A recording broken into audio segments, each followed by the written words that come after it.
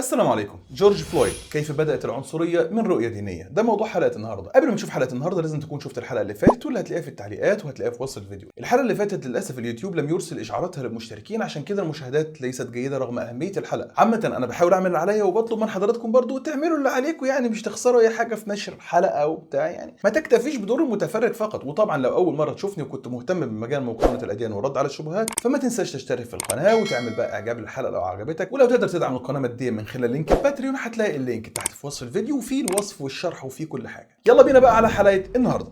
الحلقه اللي فاتت قرينا فيها قصه نوح من الكتاب المقدس اللي بيؤمن بيه المسيحيين وبيؤمن بيه اليهود. افكركم بيها سريعا كده. هتلاقي القصه دي في سفر التكوين الاصحاح التاسع، بتقول ان بعد ما الطوفان خلاص استقر، نوح خرج من الطوفان هو وابنائه. والنصوص بتقول وكان بنو نوح الذين خرجوا من الفلك ساما وحاما ويافث. وحام هو ابو كنعان. دول 3 اولاد لنوح، سام وحام ويافث، من ضمنهم ابنه اسمه حام، ده كان عنده ولد اسمه كنعان. بيقول هؤلاء الثلاثة هم بنو نوح، ومن هؤلاء تشعبت كل الأرض. وابتدأ نوح يكون فلاحا وغرس كرما. نوح اشتغل فلاح وبدأ يزرع العنب، وبعد ما نوح لما زرع العنب وشرب من الخمر فسكر وتعرى داخل خبائه. ده نوح يا جماعة الرجل البار وفقا للكتاب المقدس، واللي هو كان نبي وفقا لآراء بعض الباحثين في الكتاب المقدس، وهو شرب خمرة ونام عريان. عادي عادي مش مشكلة نعديها. المهم ايه اللي حصل؟ فأبصر حام أبو كنعان عورة أبيه. دخل ابنه حام كده على نوح وعريان، شاف العورة بتاعته، اوبا، راح اخبر اخويه خارجا، الحقوا يا جماعه انا شايف ابويا نايم جوه عريان. طب اولاده الاثنين التانيين سام ويافث عملوا ايه؟ النصوص بتقول فاخذ سام ويافث الرداء ووضع على اكتافهما ومشى الى الوراء وستر عوره ابيهما ووجههما الى الوراء فلم يبصرا عوره ابيهما. راحوا غطوا ابوهم. طب نوح لما صحي عمل ايه؟ النصوص بتقول فلما استيقظ نوح من خمره علم ما فعل به ابنه الصغير فقال ملعون كنعان. الله، اذا كان النصوص بتقول ان اللي شافك هو حام ابنك، ليه تروح تلعن ابن حام اللي هو كنعان؟ ما علينا نعديها. المهم فقال ملعون كنعان عبد العبيد يكون لاخوته. اذا كنعان اهو اخذ عقابه رغم ان هو ما عملش اي حاجه. طب بالنسبه لاولاده التانيين اللي هو سام ويافث ان هم حلوين خالص، هيعمل نوح معاهم ايه؟ النصوص بتقول وقال مبارك الرب اله سام وليكن كنعان عبدا لهم وليفتح الله ليافث فيسكن في مساكن سام وليكن كنعان عبدا لهم. وتساءلنا برضو عن ايه السبب الفظيع الواو جامد زحلية جدا اللي يخلي نوح يلعن نسل كامل هو نسل كنعان ويخليه شوية خدم وعبيد عند نسل سام ويافث. طبعا السبب ده لا يستحق الضجة دي كلها. اليهود قالوا نعمل ايه يا كوهين، نعمل ايه يا شمعون؟ قال لك بس لقيناها نخترع قصة كده ونحبكها وهي مش محبوكة ولا اي بتاع يعني. فادعوا ان كنعان اللي هو حفيد نوح دخل على نوح وهو عريان، قام مارس مع نوح الشذوذ وبعدين خصاه. وده اللي خلى نوح اول لما فاق بقى من الخمره بتاعته وفاق من النوم لعن كنعان ونسل كنعان وخلاهم عبيد عند نسل يافث ونسل سام. وكنا برضو شفنا مع بعض في الحلقه اللي فاتت وعرفنا ان نسل سام اللي جه منه مين؟ اللي جه منه اليهود والعرب والاراميين والاشوريين. لكن طبعا تم استثناء العرب من الارث في حق النسل السامي، ليه؟ اصل العرب دول جايين من هاجر الجاريه، وهاجر الجاريه دي ملهاش حق في الارث. وطبعا نسل يافث زي ما شفنا سكن في ايطاليا واسبانيا والدنمارك وروسيا وقبرص واليونان، والمساكن اللي سكن فيها نسل يافث دي الكتاب بيقول ان دي مساكن سام. يعني سام عنده المساكن بتاعته، وكمان نسل يافث اللي هو سكن بقى في اوروبا وما الى ذلك ده هيسكن برضه في المساكن برضه اللي هي بتاعت سام. اما بالنسبه لنسل كنعان الملعون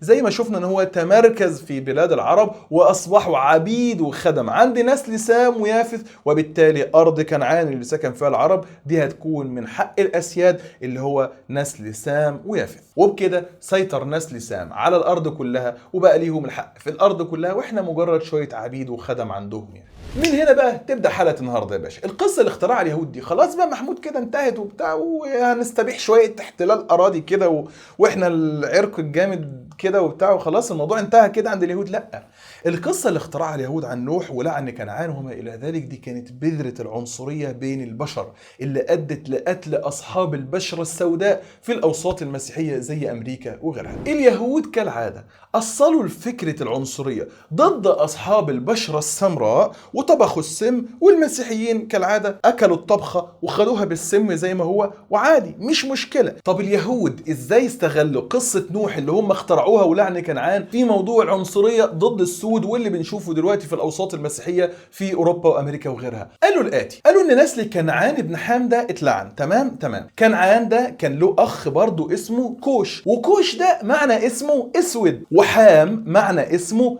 اسود. نفتح مع بعض تفسير أنطونيوس فكري بيقول كلمة حام تعني حام أو ساخن أو اسود، ودعي إله الشمس حامو بسبب حرارة الشمس، وبهذا المفهوم تكون اسود بمعنى لفحته الشمس أو أحمته، وسكنوا أفريقيا وبعض أجزاء من آسيا. وكوش تعني اسود بالعبرية، والكلام ده برضو قالوا قاموس BDB هيبرو ديكشنري تحت رقم هيبرو 2526 حام وهيبرو 3568 كوش، وبيقول ان معنى اساميهم اسود. ماشي يا محمود، ما هو ده برضو مش دليل على موضوع العنصرية. ما هو ايه المشكلة يعني لما يكون حام معنى اسمه اسود وكوش ابن حام يكون معنى اسمه اسود وجي منهم النسل الاسود؟ ايه علاقة ده برضو بالعنصرية؟ اقول لك فعلا معاك حق، وهزيدك كمان واقول لك انا ما عنديش مشكله اصلا في معاني الاسماء دي، وما عنديش مشكله ان يكون فعلا اصحاب البشره السمراء خرجوا من نسل حام. ما هو اكيد اصحاب البشره السمراء خرجوا من نسل حد من اولاد نوح، يعني مش اصحاب البشره السوداء دول خرجوا كده من تحت الارض، يعني ما اكيد خرجوا من نسل حد من اولاد نوح، ما عندناش اي مشاكل. لكن المشكله هو ليه اصحاب البشره السوداء بشرتهم فعلا سوداء؟ ايوه، ليه واحد بشرته سوداء؟ انت ليه اصلا بشرتك سوداء؟ هتقول لي بقى اصل دي خلقه ربنا وتنوع في الخلق والاعراق والاجناس والكلام بتاع الناس المؤمنين ده. ما ينفعش معانا كلام مؤمنين يا عم، احنا عايزين كلام يهود. اليهود لعبوها ازاي وجاوبوا على السؤال ده ازاي، اللي هو سؤال ليه الراجل اللي لون بشرته اسود ليه لون بشرته اسود؟ قالوا الاتي يا باشا، قالوا اصل حام ابن نوح ده كان لون بشرته ابيض عادي جدا، وحام ده كان قاعد في السفينه ايام الطوفان، فالرب منع كل اللي في السفينه من ممارسه الجنس في السفينة. كل الحيوانات طبعا وأولاد نوح سمعوا الكلام ومحدش كان بيمارس الجنس ما عدا 3، الكلب والغراب وحام. كل واحد في ال3 دول راح مارس الجنس مع زوجته على السفينة. فنوح لما عرف كده عمل ايه؟ قال له تعالى يا حام، انت مارست الجنس على السفينة رغم انه محرم انك تمارس الجنس على السفينة، انت ملعون يا حام. ونتيجة اللعنة بتاعت حام دي تحول لون بشرة حام من اللون الأبيض إلى اللون الأسود. أيوة، يعني حام كان لون بشرته أبيض عادي جدا، لكن لما نوح لعنه تحولت بشرته من اللون الأبيض للون الأسود. هو ده كلام الناس العاقلين. إذا بالضرورة أي واحد لون بشرته أسود هيكون بالضرورة من نسل حام اللي لون بشرته اتحولت للون الأسود نتيجة اللعنة، وبالتالي أي واحد أسود هو من نسل الملعون. وأضف على ذلك إن نسل كنعان ابن حام أصلا دول خدم وعبيد، وبالتالي العنصرية بقت مزدوجة، عنصرية ضد اللون الأسود وعنصرية ضد نسل كنعان اللي تمركز في بلاد العرب. حودة اهدى بس، انت عمال تقول لي كلام شعارات بقى وعنصرية وملوخية وتقلية. فين دليلك ان حام ده كان لون بشرته أبيض ونتيجة اللعنة اللي لعنها له نوح تحولت بشرته من الأبيض للأسود وبكده أصبح ملعون والناس السوداء ملاعين؟ ويا عم الكلام فين دليلك؟ اهدى بس، هنقدم الدليل دلوقتي من التلمود. وزي ما قلنا في الحلقة اللي فاتت ان التلمود ده اليهود بيعتقدوا انه جه عن طريق النبي موسى ألقى عليهم من فوق جبل سيناء، وفضلوا يتوارثوه من جيل لجيل لغاية لما وصل لليهود. هنقرأ دلوقتي في التلمود قسم السنهدرين، وزي ما قلنا ان السنهدرين ده معناها مجلس المحكمة العليا للأمة اليهودية والمتحدثين باسم اليهود. سنهدرين 108 بيقول الآتي: من تعليم الحكماء أن 3 قد خالفوا التعليمات وانخرطوا في علاقات جنسية أثناء وجودهم في السفينة، وجميعهم قد عوقبوا على فعلتهم، وهم الكلب والغراب وحام. أما الكلب فقد عوقب بأنه يكون مربوطا، والغراب قد عوقب بأنه قذر أو يبصق، وأما حام فقد ابتلي أو أصيب بأن تحولت بشرته إلى اللون الأسود. أما حام فقد ابتلي أو أصيب بأن تحولت بشرته إلى اللون الأسود. الكلام ده فقط ما كانش في التلمود عند اليهود، ده كان موجود في المدراج. المدراج دي زي ما قلنا إن هي تعليقات حاخامية على أسفار التوراة. هنشوف دلوقتي برشيت رباه أو مدراج رباه لسفر التكوين. بيقول: الحاخام هنا المنام. قال أيضا باسم الحاخام يوسف: لقد منعتني من القيام بأمر يتم في الظلام. بيتكلم عن نوح إن ابنه لما خصاه منعه إن هو يقدر يتكاثر وما إلى ذلك. بيقول: لذلك ستكون ذريتك قبيحة وسوداء البشرة. يبقى هنا الكلام عن مين؟ عن ذرية حام أو ذرية كنعان، لأن هم مش عارفين مين اللي عمل إيه ومين اللي دخل واغتصب وخصاه. فبيقول له المهم: لذلك ستكون ذريتك قبيحة وسوداء البشرة. الحاخام هايا قال: حام والكلب قد مارس الجنس في السفينة، لذلك أصبح حام أسود البشرة. لذلك أصبح حام أسود البشرة، أما الكلب فإنه يمارس الجنس علانية. عرفتوا دلوقتي يا جماعة بقى أساس العنصرية في العالم كان مصدره إيه؟ مصدره نصوص التوراة اللي بيؤمن بها اليهود والمسيحيين، خاصة في موضوع لعن كنعان ونسله واستباحة أرضه، وشوية التحابيش اللي أضافها اليهود في التلمود عن إن حام تحولت بشرته من اللون الأبيض إلى اللون الأسود بسبب عصيانه أوامر نوح، وراح مارس الجنس في السفينة بتاعت نوح. والغريب إن زمايل المسيحيين يقولوا إيه؟ أصل اليهود هم اللي ضافوا الحاجات دي في التلمود، وإحنا ملناش دعوة يا محمود، إحنا كمسيحيين ملناش دعوة غير بالتوراة فقط. طب هل ده زميل المسيح يعني على أساس إن النصوص مثلا هي اللي في التوراة حلوة وجميلة؟ يعني النصوص اللي بتقول لك إن لعن كنعان ونسله دول اتلعنوا وتم استباحة أراضيهم ويتقتلوا حصل فيهم تطهير عرقي بقى وياخدوا فوق دماغهم وعبيد هم ونسلهم، هل الكلام ده منطقي عادي مقبول؟ اوامر الرب حلو يعني عشان هو موجود في التوراة؟ وبعدين في نقطة خطيرة هنا قلتها لزمايل المسيحيين وبقولها مرة تانية: انتوا حضراتكم عايزين تقولوا يعني ان اليهود شوهوا صورة الانبياء في التلمود؟ لو انت عايز تقول يعني ان اليهود متحاملين على الانبياء وبيشوهوا صورتهم، ليه حضرتك طيب بتاخد منهم التوراة اللي بيتكلموا فيها عن نفس الأنبياء وبيشوهوا صورتهم برضو؟ فمعنى ان المبدأ موجود عند اليهود وحضرتك اعترفت بيه ان اليهود متحاملين على الأنبياء، فخلاص مفيش أي مشاكل بقى انك تترك حتى كمان التوراة، لأن برضو شوهوا فيها صورة الأنبياء.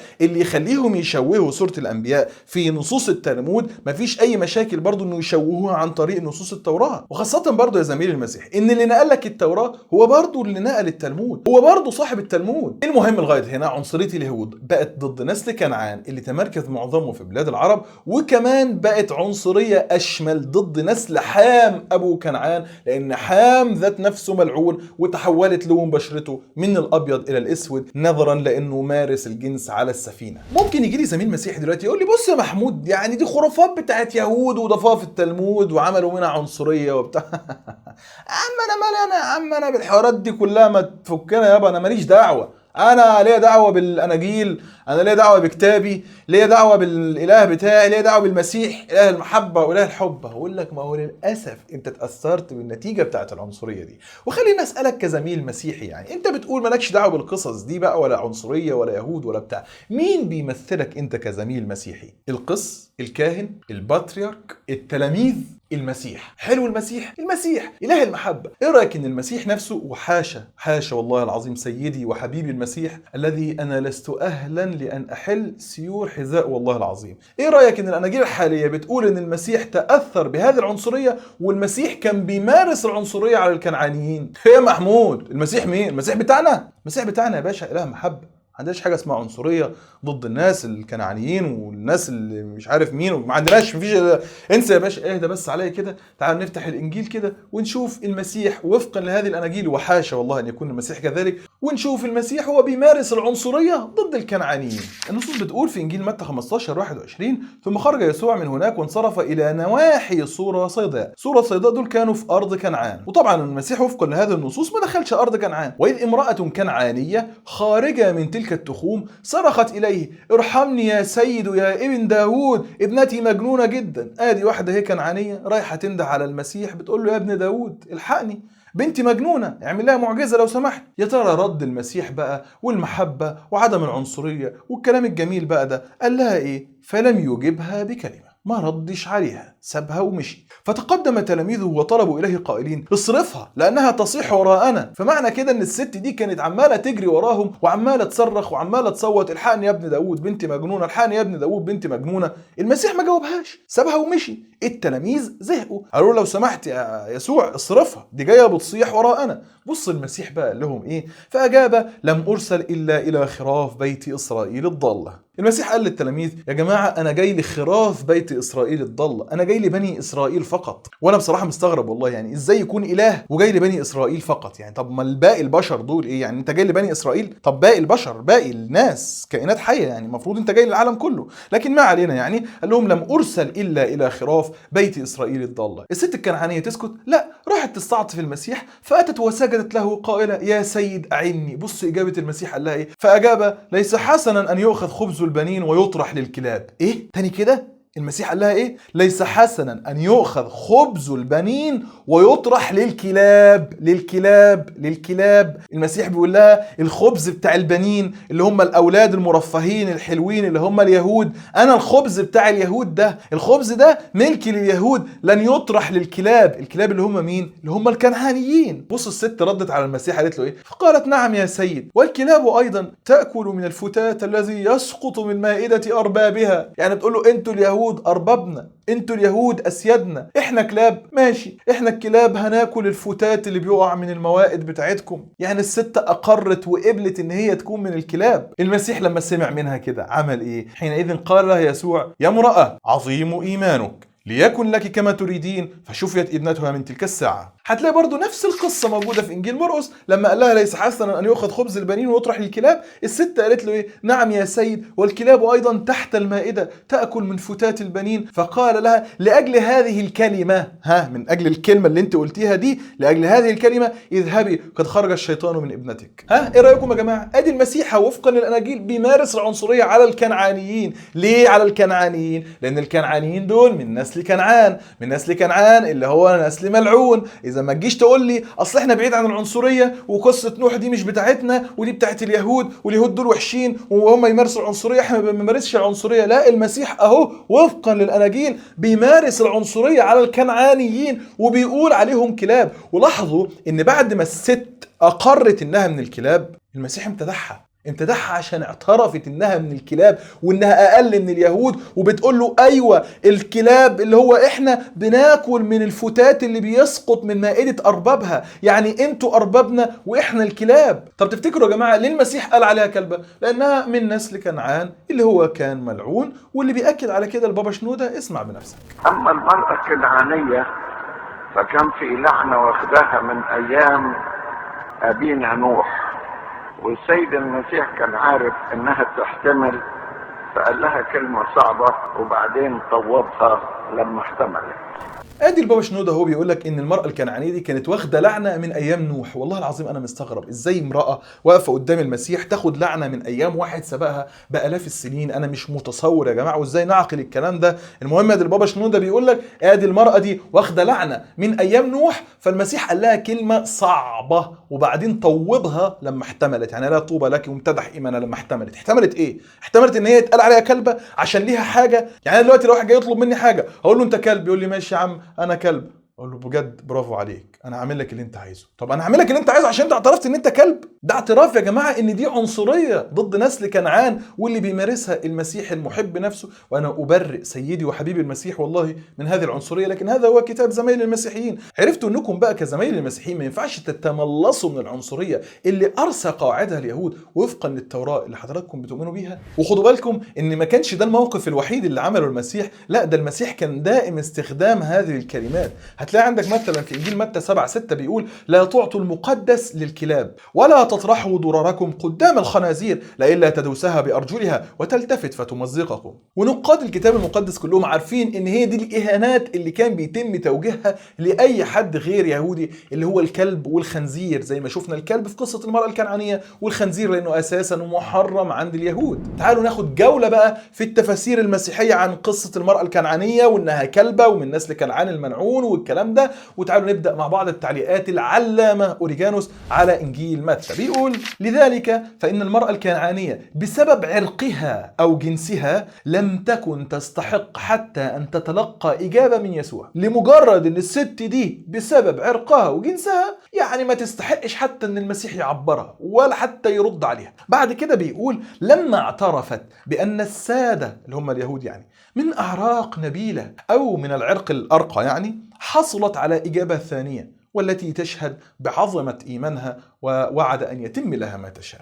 تعالوا نشوف مع بعض تفسير أنطونيوس فكري. بيقول: نجد يقول لها: ليس حسنا أن يؤخذ خبز البنين ويطرح للكلاب. يقول: وهذه الردود العنيفة يقر مبدئيا كده إنها عنيفة لم تكن من طبع المسيح. فلماذا استخدم السيد المسيح هذا الأسلوب معها؟ بيقول: لكي لا يعثر اليهود إذا رأوه يتجاوب مع الأمم اللي هم غير اليهود. أي حد غير يهود اسمه وبيقول: واليهود يقسمون العالم قسمين، القسم الأول وهم اليهود أي أبناء الله، والكلاب وهم الأمم، يعني أي حد غير يهودي يعتبر من الكلاب. وبيقول: ويعتبرونها نجسة ويغسلون أي شيء تمتد يد أممي إليه ولا يأكلون معه. أما هذه الكنعانية فهي من شعب ملعون، هم أشر شعوب الأرض، لعنهم أبوهم نوح، ثم ثبت تاريخيا أنهم مستحقون لهذه اللعنة فهم عاشوا في نجاسة رهيبة. تعالوا نقرأ مع بعض برضو تفسير متى المسكين. بيقول: المرأة تتجاوز الإهانة، يعني أقر مبدئيا برضو إنها إهانة. يقول: الإهانة غير المقصودة لأن هذا هو تقليد إيمان اليهود بالنسبة للأمم علنا، يعني ده اعتقاد اليهود إن غيرهم كلاب. بعد كده متى المسكين بيفسر نفس القصة في إنجيل مرقس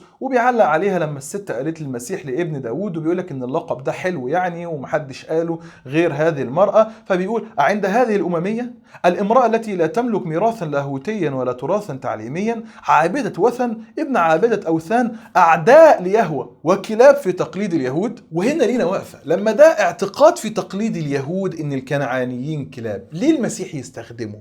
ما تقوليش اصل المسيح كان بيعلم التلاميذ. الله، هو ما كانش فيه وسيلة يعلمهم افضل من هذه الطريقة؟ وبعدين بيعلمهم ايه يعني؟ افرض ان الست دي يأست، الست فضلت تجري وراه وهي عماله بتصوت: التلاميذ الحقها لو سمحت سكتها. افرض الست دي كانت يأست وسكتت، التلاميذ كانوا يتعلموا ايه؟ يتعلموا ان هم فعلا ما يردوش على حد ويكبروا ايه دماغهم من الكنعانيين خالص. وبعدين المسيح بيعلم التلاميذ ايه اساسا؟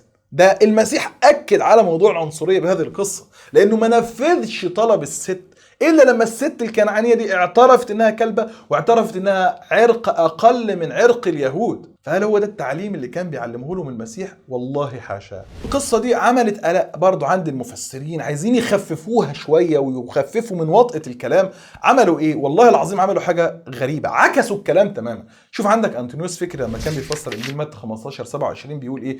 رقة المسيح في قوله كلاب للمرأة الكنعانية. يا الله، والله العظيم أنا ما عارف أقول بصراحة. رقة دي رقة؟ رقة يا جماعة، ماشي.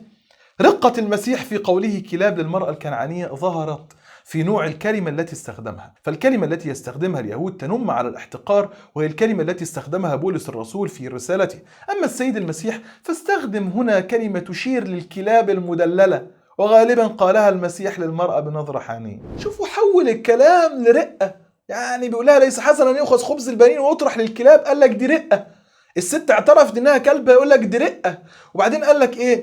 اصل المسيح لما استخدم معاه كلمة كلبة ما جابلهاش كلبة اللي هو الكلب اللي انت بتشوفه في الشارع، لا، قال لها كلمة ايه؟ كلبة يعني تشير للكلاب المدللة، الكلاب الحلوة. على كده ان الكلام بقى حلو والموضوع عدى يعني لو جاي واحد بيطلب مني خدمة يقول لي: لو سمحت يا استاذ محمود، انا ليه عندك خدمة، لو سمحت عايز منك مساعدة. اقول له: بس يا عم ده انت راجل كلب ولولو. فالمفروض بقى ان محدش يلومني. ليه؟ اصل الكلب اللولو يا جماعه زي ما انتم شايفين مقطقط كده وصغنن وجميل. فانا بقول للراجل: انت كلب لولو، ما قلتلوش انت كلب دوبرمان ولا كلب بلاك جاك الماني ولا كلب لا، انا قلت له ايه؟ انت كلب لولو، انت كلب حلو. فكده دي رقة مني أنا. يا جماعة بلاش نعكس الآيات، والله العظيم بلاش نعمل اختلال في الموازين العقلية اللي ربنا سبحانه وتعالى وهبها لنا عشان نقدر نميز ما بين الحق وما بين الباطل. ده غير ان الكلام اللي قاله أنطونيوس فكري ان المسيح استخدم كلمة كلب اللي هي كلب مدلل وكلب لطيف وكلب حلو، الكلام ده غير صحيح. ايه اللي هيرد على أنطونيوس فكري؟ والله مش أنا، هيرد عليه تفاسير مسيحية أخرى بتقول له: يا أنطونيوس فكري الكلام اللي انت بتقوله ده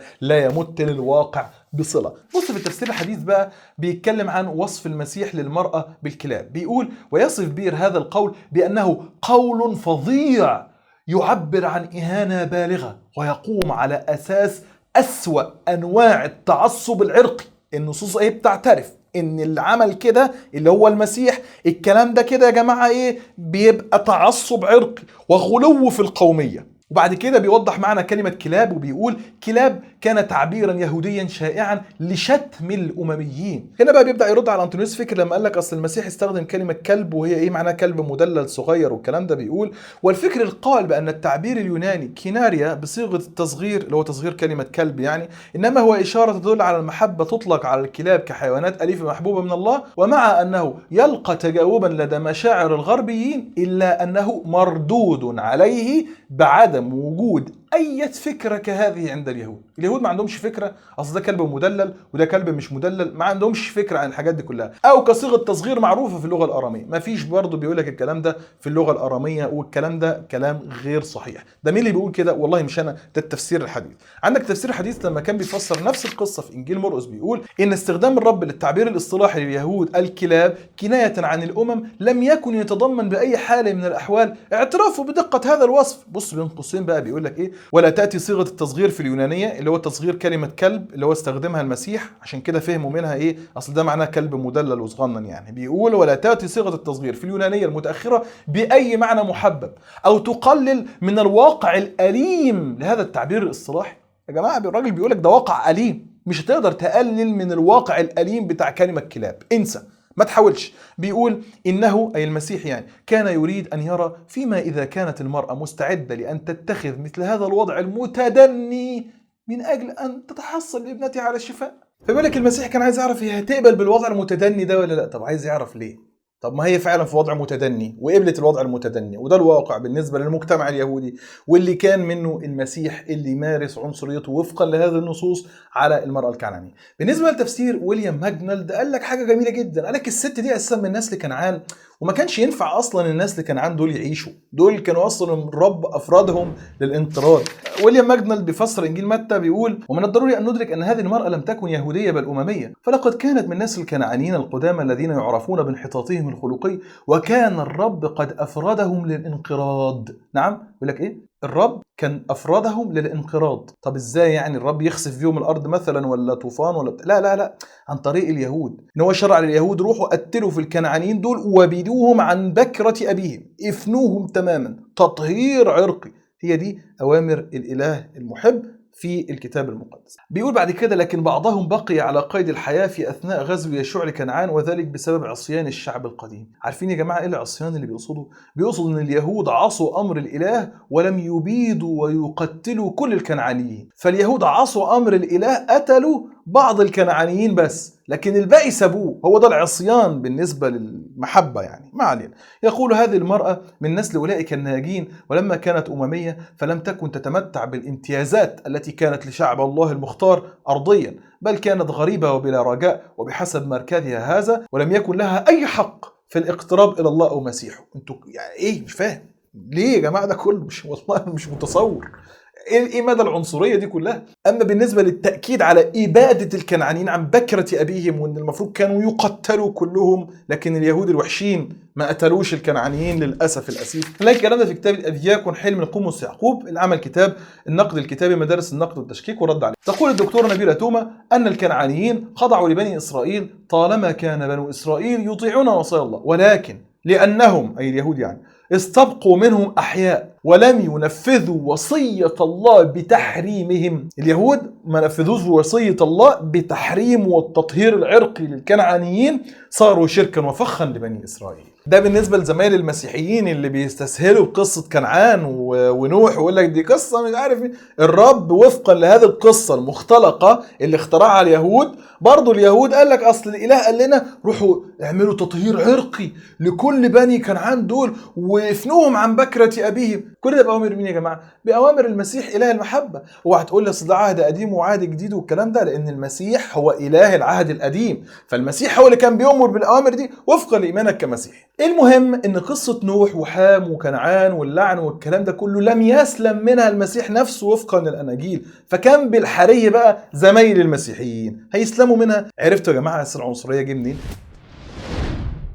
أما بقى بالنسبة للعنصرية ضد أصحاب البشرة السوداء، فالمسيحيين فعلا اعتمدوا على قصة نوح وكنعان وحام والكلام ده بقى، وإن حام لون بشرته تغير من اللون الأبيض للون الأسود بسبب اللعنة. استغلوا القصص دي كلها ومارسوا بيها عنصريتهم البغيضة على غيرهم من الشعوب الأفريقية والإسلامية. وتعالوا ناخد على سبيل المثال، كلنا نعرف الزعيم المسيحي اللي كان المفترض بقى أنه بيناضل ضد العبودية الأمريكية بقى والسود والبيض والكلام ده، ألا هو مارتن لوثر كينج. مارتن لوثر كينج قال بوضوح صريح جدا ان في مسيحيين بيبرروا العبودية ضد السود في امريكا بسبب نصوص الكتاب المقدس وقصة لعن حام ابن نوح. اسمع بنفسك.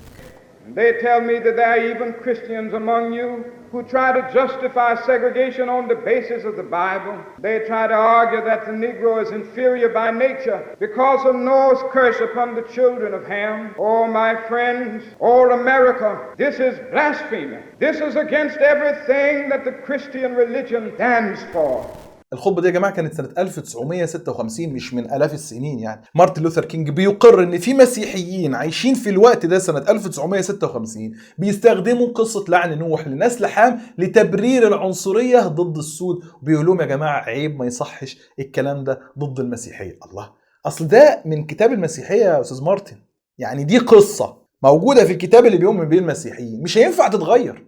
اصل ده لو كان تشريع كنا اوكي، التشريع ممكن يتنسخ يتغير اي حاجة، سهل الموضوع. لكن قصة هتغيرها ازاي؟ القصة اما انك تؤمن بيها او لا تؤمن بيها. الامر لم يقتصر على فقط مارتن لوثر بقى، يمكن فكره كده، يمكن دماغه كده، دماغه لاسعة يا عم عادي يعني. لا، في كنيسة يا جماعة بتمثل طائفة اسمها المورمون او كنيسة قديس اليوم الاخر، ودي موجودة في امريكا وليها اتباع بالملايين في امريكا وغيرها.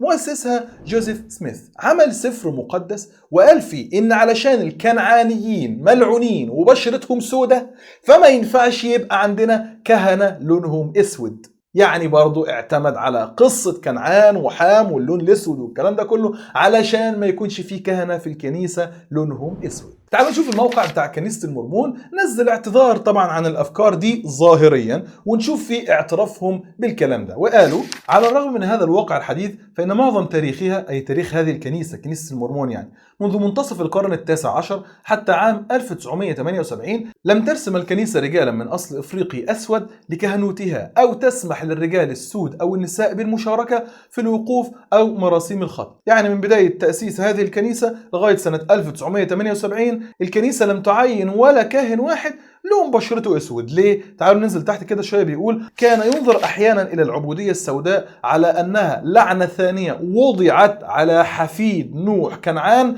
نتيجه حماقه حام تجاه والده. يبقى دي كنيسه في امريكا اتباعها بالملايين بيستخدموا هذه القصه بتاعت نوح وكنعان وحام ومش عارف مين، ان هم بيستعبدوا السود بسبب الاعتقاد ده. ده اوروبا بحالها كانت بتستخدم قصه حام وكنعان ونوح والحدوته دي كلها. ليه؟ علشان تستعمر الدول الأفريقية وتقتل المسلمين الموجودين في دول أوروبا. تعالوا نقرأ مع بعض في كتاب موسوعة السود في التاريخ والثقافة الأوروبية لإيريك مارتون، وده كان عميد كلية ميرسي في نيويورك. بيقول هذه المفاهيم العلمية المبنية على حام ونسله في الكتاب المقدس تعرف باسم أسطورة الحاميين، قد فقدت مصداقيتها على نطاق واسع. علاوة على ذلك استخدم الأوروبيون الأسطورة الحامية اللي هي قصة حام يعني كمبرر لتجارة الرقيق ولإخضاع إفريقيا واستعمارها خلال القرن التاسع عشر والعشرين. بيقول وبناء على ذلك الأوروبيون الذين يرغبون في تطبيق الأسطورة الحامية كمبرر العبودية امتدت لعنة حام لممارسة اللا إنسانية إلى الاعتقاد بأن الأفارقة لعنوا، الأفارقة دول ملعونين، ربما اسودت بشرتهم بخطاياهم. مثل هذه المفاهيم العنصرية تناسب المصالح الأيديولوجية للنخبة الأوروبية خلال العصور الوسطى وأوائل العصور الحديثة، وعلى اعتبار أن العدو الرئيسي للعالم المسيحي كانت الإمبراطورية الإسلامية التي سيطرت على جزء كبير من إفريقيا، على الرغم من أن الإسلام نشأ بين العرب الساميين. علاوة على ذلك وبناء على تصورات أوروبية سلطوا الضوء على اسمرار بشرة شعوب المورو الإسلامية لإبراز أن لها صلة مع أحفاد حام الملعونين. يعني بيقول لك ان اوروبا دي كانت عايزه تخلص من شويه مسلمين اللي هم شعوب المورو اللي هم مسلمين وكانوا عايشين بقى في الفلبين واسبانيا والبرتغال وما الى ذلك. فقال لك بص، دول لون بشرتهم غامق شويه، اذا دول يا باشا ليهم صله بحام، قتل دبح موت في المسلمين علشان بشرتهم يا دوب غامقه شويه. وهتلاقي كمان ان الصحافه الامريكيه كانت بتسلط الضوء على هذا الكلام وقصه حام وكنعان، ولكن لغايه فتره قريبه، لكن دلوقتي خلاص بقى يترمخوا على الموضوع، يوجدوا اي اسباب اخرى للعنصريه. هنلاقي عندك مثلا مقال منشور في نيويورك تايمز في عام 2003 بيبرز اسباب العنصريه. هنلاقي عنوان المقال بيقول من لعنه نوح إلى الأساس المنطقي للعبودية. بيقول مع استمرار القصص تحتوي هذه القصة، أي قصة نوح يعني، على جميع عناصر المسلسلات الجيدة، العري والجنس والأسر المختلة. يا سلام يا سلام. بيقول بالنسبة للعديد من العلماء على الرغم من ذلك فإن الحكاية الغامضة في سفر التكوين 9 التي تصف كيف لعن نوح أحفاد أبناء حام بالعبودية لا تزال وسيلة لاستكشاف الأصول المعقدة لمفهوم العرق. يعني بيقول لك القصة دي لغاية دلوقتي احنا غرقانين فيها، كيف ولماذا بدأ الناس يرون أنفسهم على أنهم منقسمون عنصريا. طبعا جابوا سيرة الإسلام في النص وهقول لكم ليه ونعلق على الموضوع ده. المهم بيقول بحلول القرن ال19 يتفق العديد من المؤرخين على أن الاعتقاد بأن الأمريكيين من أصل إفريقي من نسل حام كان مبررا أساسيا للعبودية بين المسيحيين الجنوبيين. يعني بينقل عن علماء أمريكان لغاية القرن ال19 بيقول لك إن الأمريكان السود دول من نسل حام الملعون، وده كان مبرر للعبودية. إذا يا شباب الأمور اتضحت، عرفنا أساس العنصرية اللي بيتم ممارستها في الغرب المسيحي المتحضر كان أساسها نصوص وتعاليم إله اليهود والمسيحية وفقا للكتاب اللي بيؤمن به اليهود والمسيحيين وهو التوراة، بالإضافة إلى التحابيش اللي أضافها اليهود في التلمود لاستعباد الناس. وكالعادة زمايلي المسيحيين تأثروا بهذا الأمر وبلعوا الطعم وأكلوا الطبخة وعادي جدا. ولغاية هنا خلص الموضوع، لكن عشان احنا ما بنحبش نسيب أي ديل ولا أي ثغرة في الكلام عايزين نغلق الموضوع بالكامل. ممكن تلاقي واحد يقول لك يا محمود ما هو أنت عندك في أثر في الكتب الإسلامية بتاعتكم يا محمود بتقول إن حام ده أبو الحبش اللي هو أبو الأثيوبيين. ها بقى أقول لك أولا الأثر ده ضعيف، أورده الألباني في السلسلة الضعيفة وأوضح سبب ضعفه، وتقدر ترجع وتشوف سبب الضعف. يعني سبب الضعف بتاع هذا الأثر سبب علمي مش سبب إيه الهوى ولا الكيف ولا المزاج ولا الكلام ده. ثانيا وده الأهم إن الأثر ده برغم ضعفه إلا إن ما فيهوش مشكلة أساسا، لأن أصحاب البشرة السوداء أكيد هم من أولاد نوح، وما فيش مشكلة أبدا إن هم يكونوا أولاد حام كمان. إيه المشكلة؟ أصل أصحاب البشرة السوداء دول مش هيطلعوا كده من تحت الأرض هوب طلعوا كده من تحت الأرض، لا، المشكلة كلها إن يكون سبب سواد لون بشرتهم وخطأ كنعان بقى ولعنة نوح ومش عارف مين والكلام الغير صحيح بالمرة. تمام؟ ممكن واحد بقى يجي يقول لي بص يا حودة أنا جايبها لك بقى إيه في مقتل يا باشا في الزاوية التي يسكن فيها إبليس. إيه يا باشا؟ يقول لك يا محمود عندكم المفسرين بيحكوا نفس قصة التلمود بتاعت إيه بقى أصل حام اسودت بشرته بسبب اللعنة والكلام ده، وشفت بقى ده تفسيركم بقى محمود. أقول لك يا عم ببساطة إحنا عندنا في الإسلام ولا في لعنة ولا الحام ولا يحزنون والكلام ده كله من الإسرائيليات ونقل في التفاسير بشكل يدل على تضعيفه. فين دليلك يا حودة؟ نشوف كده في تفسير الطبري نقل آراء كتيرة ونقل منها قول لمين؟ لابن جريج. بيقول قال ابن جريج، ومن ضمن القول بتاع ابن جريج ده بيقول ان ابناء نوح هم يافث وسام وحام، واصاب حام زوجته في السفينة فدعا نوح ان يغير نطفته فجاء بالسودان. الطبري طبعا بعد ما اورد آراء كتيرة ضعف هذا الرأي وقال لك ان الرأي ده رأي باطل تماما. فين؟ هنلاقي الطبري بيقول والصواب من القول في ذلك ان يقال كما قال الله وما آمن معه إلا قليل، يصفهم بأنهم كانوا قليلا ولم يحدد عددهم بمقدار ولا خبر، مفيش خبر عن رسول الله صلى الله عليه وسلم صحيح، فلا ينبغي أن يتجاوز في ذلك حد الله إذ لم يكن لمبلغ عدد ذلك حد من كتاب الله أو أثر عن رسول الله صلى الله عليه وسلم. طبعا ابن جريج لم ينسب هذا الكلام للنبي صلى الله عليه وسلم بعد ما الطبري أورد كلام ابن جريج اللي هو كان فيه عدد أولاد نوح وإن ابن نوح حامت لعن بسبب مش عارف لما جمع مراته في السفينة والكلام ده. جه الطبري قال لك إن الرأي ده رأي باطل لأن ولا في خبر عن النبي صلى الله عليه وسلم ولا يحزنون. نفس الأثر بتاع الطبري هتلاقيه برضه موجود عند القرطبي، والكلام ده زي ما قلنا يا جماعة إن هو من الإسرائيليات. حتى يعني في علماء كده لما جم عملوا تحقيق لهذا الأمر قال لك يا جماعة ده كلام إسرائيليات لا يلزمنا وتم التنبيه على ضعف. ناخد مثلا على سبيل المثال مثال كتاب الإسرائيليات وأثرها في كتب التفسير لدكتور في جامعة الأزهر دكتور رمزي نعناع، بعد ما أورد القول بتاع حام وإن اتغير لون بشرته والكلام ده، بيقول: وهذا القول مختلق لأن فيه مخالفة لظاهر الآية، بل هي نص في أنه قد ركب معه غير أهله طائفة ممن آمن به كما قال: ونجني ومن معي من المؤمنين، كما نبه عليه الحافظ ابن كثير. يعني الكلام ده مش كلامنا ولا اعتقادنا احنا والله كمسلمين، حتى ابن كثير لما برضو اتكلم عن موضوع اصل حام وتغير بشرته والكلام ده اورده بصيغه تدل على تضعيفه. هتلاقي ابن كثير بيقول لك ايه: وقد ذكر ان حاما وقع امراته في السفينه، وبعد ما ذكر الخبر بيقول: وقيل يعني مش عارف مين كذا كذا كذا كذا. فادي ابن كثير اهو ذكر الكلام بيقول لك وذكر وقيل، ودي زي ما قلنا في حلقات قبل كده ان دي صيغه تمريض.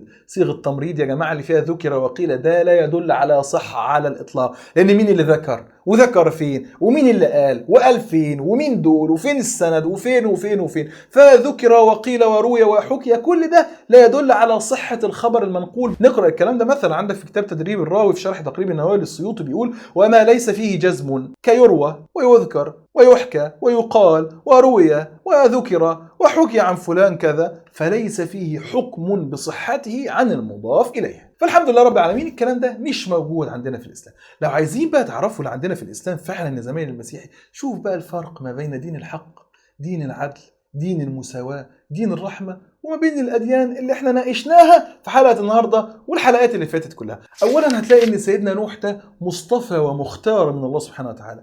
الله سبحانه وتعالى يقول: إن الله اصطفى آدم ونوحا وآل إبراهيم وآل عمران على العالمين. سيدنا نوح كان من المصطفين الأخيار، كان من أولي العزم من الرسل، لم يكن رجل سفيه بيسكر وبيتعرى ومش عارف مين وابنه بيعمل فيه والكلام ده. ده غير ان عندنا في الإسلام محدش بيشيل ذنب حد والله، ولا ده من نسل الملعون وده من نسل التنتون وده من نسل الكلام ده يا جماعة ملوش أي أساس ولا عندنا في الإسلام ولا حتى يقبله عقل ولا فطر والله العظيم. الله سبحانه وتعالى يقول، شوف العظمة بقى، يقول الله تبارك وتعالى: من اهتدى فإنما يهتدي لنفسه ومن ضل فإنما يضل عليها.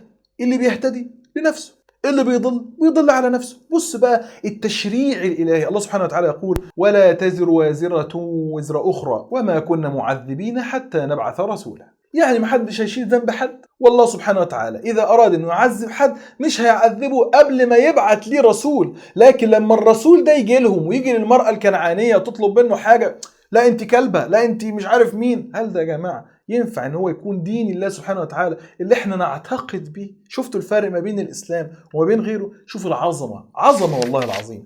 الله سبحانه وتعالى يقول عن اختلاف الوان البشر، يقول: ومن آياته خلق السماوات والارض واختلاف ألسنتكم والوانكم. اختلاف لونك ده آية من الله سبحانه وتعالى، ان الله سبحانه وتعالى قادر انه يخلق الابيض والاحمر والاسود والاسمر وكل درجات الالوان. ده دليل على قدرة الله سبحانه وتعالى على الخلق، ده من ضمن آيات الله. لكن ما فيش حد اتلعن بأسود. عايز مزيد من العظمة؟ إذن هناك مزيد من آيات القرآن الكريم.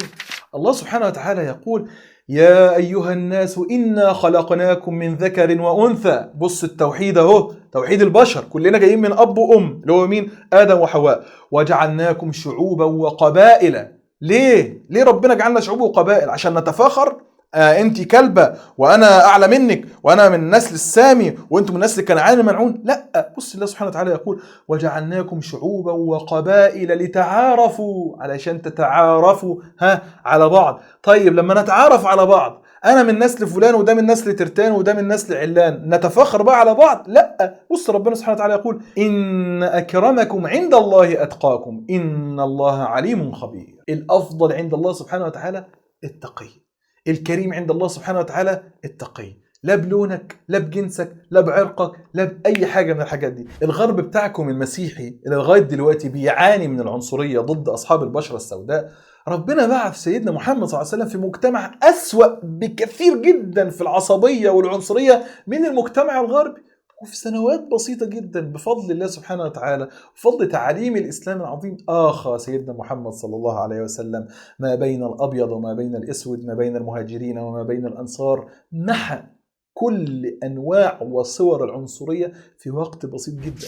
النبي محمد صلى الله عليه وسلم يقول: يا أيها الناس ألا إن ربكم واحد وإن أباكم واحد، ألا لا فضل لعربي على عجمي. مفيش فضل العربي على واحد أجنبي، ولا لعجمي على عربي، ولا أحمر على أسود، ولا أسود على أحمر، إلا بالتقوى. هذه هي المساواة في الإسلام. النبي محمد صلى الله عليه وسلم يقول: إن الله عز وجل قد أذهب عنكم عبية الجاهلية وفخرها بالآباء، مؤمن تقي وفاجر شقي، والناس بنو آدم وآدم من تراب، لينتهين أقوام فخرهم برجال أو ليكونن أهون عند الله من عدتهم من الجعلان التي تدفع بأنفها النتن. يعني هتنتهوا عن التفاخر برجال، أو هتكونوا أنتوا عند الله سبحانه وتعالى أهون من دبة بتدفع كده النتن بأنفها. هو ده إسلامنا. إسلامنا اللي خلى سيدنا وسيدي بلال، اللي كان بشرته بشرة سوداء، بلال الحبشي، وطأ بقدمه الشريف الكعبة، وكان يقف على الكعبة ويؤذن للمسلمين بالنداء اللي بيقوله سيدنا بلال. أسود اللون، بيجي الأسود والأبيض والأحمر ومش عارف مين، ومن كل الأعراق ومن كل الأجناس اللي كانت موجودة بيجوا علشان يصلوا. هو ده إسلامنا اللي فيه بلال الحبشي، صهيب الرومي، سلمان الفارسي، أبو بكر العربي. أدعوك يا زميلي المسيحي إلى أنك تعقل الكلام اللي احنا قلناه النهاردة، وأنك لا تثق في اليهود ولا في الكتاب اللي خدته من اليهود. وإذا كان الكتاب اللي خدته من اليهود ده مشكوك فيه وكله عنصرية إلى آخره، إذن هناك شك في الكتاب الذي تؤمن به. أدعوك للتعقل، للتفكر. أدعوكم أيضا إلى أن أنتم تدعوا لي دعوة خفيفة كده عشان خلصت الحلقة، وتعمل بقى سبسكرايب، وتعمل بقى لايك وديسلايك، وبتدعم القناة ماديا لو كنت تقدر من خلال لينك الباتريون، هتلاقيه في وصف الفيديو، هتلاقيه في الشرح وفي كل حاجة. ومش عارف أقول إيه تاني، ويلا بقى عشان أنا تعبت ومفيش. خلاص، السلام عليكم.